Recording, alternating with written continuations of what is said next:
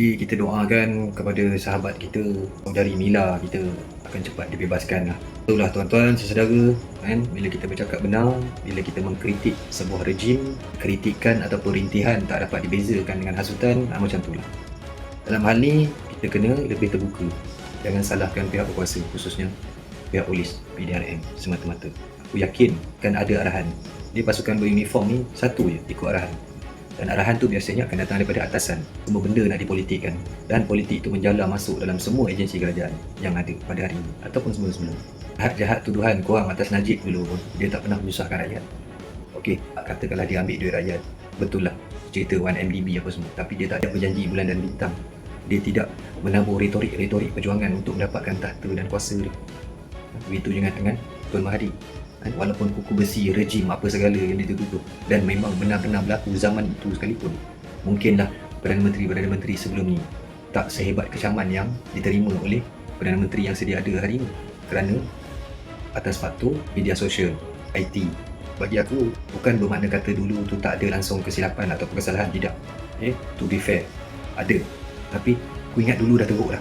Tapi rupanya zaman beliau ni lagi teruk. Dan apa yang aku bercakap ni berlandaskan dengan apa yang aku nampak dan apa yang aku lalui. Kenapa? Kerana aku terlibat dalam pemerhati politik ni daripada zaman kecil aku ni.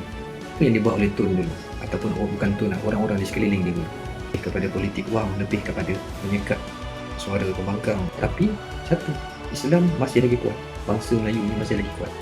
Musuh-musuh Allah ni payah nak cari makan lagi masa. Tapi sekarang lihatlah, kita ni dah memang betul-betul ramai saja tapi tak mampu nak buat.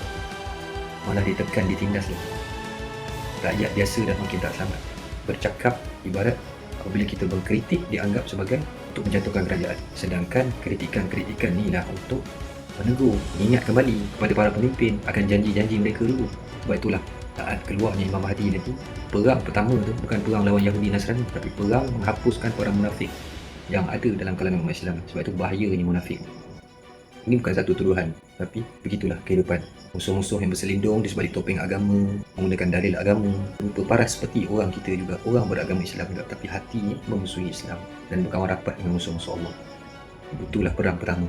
Ratakan dulu para munafik, hancurkan dulu para musuh di sebalik kita yang terdiri daripada orang-orang kita sebelum perang yang secara terbuka, perang yang secara jelas dan zahir antara agama keseluruhannya. Perang yang paling besar nanti.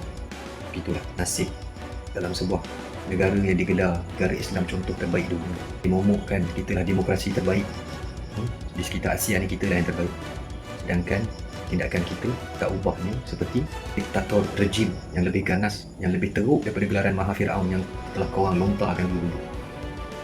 Aku tak nampak lagi zaman Tun dulu, walaupun aku ni pengkritik tegar Tun tu dulu, geng-geng kami, tapi tak sampai tahap berguling lah atas jalan. Tapi bila aku pandang balik, zoom out balik, aku tengok balik neraca dengan akal yang waras dalam pandangan tentang politik, tentang negara, tentang isu segala macam, memang aku nampak tak ada tandingan apa yang berlaku pada zaman sekarang, zaman Madani.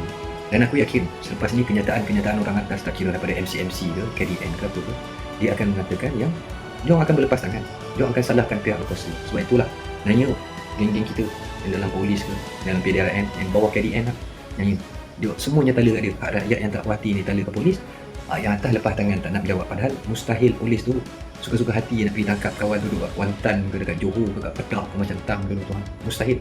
Tak ada kerjanya dia nak cari kerja, pergi tengah pukul 3 pagi nak pergi tangkap orang. Tak ada kerja kalau tak ada arahan yang untuk jaga juga periuk nasi diorang bekerja, kan? Betul tak? Tapi diorang akan berlepas tangan. Kau percaya tak cakap aku? Itu adalah prosedur biasa pihak polis, sekian-sekian bla bla bla. Lepas tangan. Untuk apa? Untuk menjernihkan imej politik diorang, untuk nampakkan diorang tu loser lah, tak lose command lah. Macam tu lah permainan politik pada dulu. Jadi semoga saudari Mila dapat segera dibebaskan, dan juga kepada sahabat-sahabat perjuangan lepas ni, Tuan Hisham Jalil pula nak kena masuk, nak kena ni macam-macam lah. Itulah tuan, bila kita duduk, kita membangkang, bukan kita membangkang lah, kita bersuara bagi pihak rakyat, macam tu lah.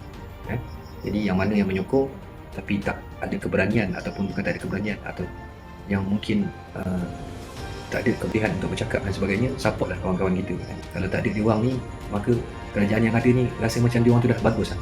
Memang penjilat akan terus menjilat, Ceplos akan terus buat kerja Ceplos untuk mengangkat dan mengekalkan diorang ni tak bergoyah, nampak stabil, nampak mantap, Padahal kita sendiri yang tahu level diorang ni dekat mana.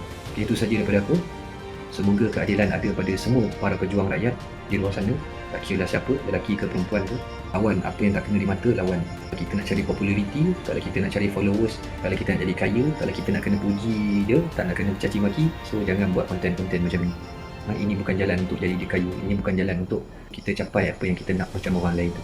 Kalau kita nak orang happy je apa semua, kita pergi buat menari-nari ke, kita tunjuk muka kita ke, jual lah apa benda pet kuning ke, apa, tu dah betul lah. Alright, itu saja daripada aku. Assalamualaikum.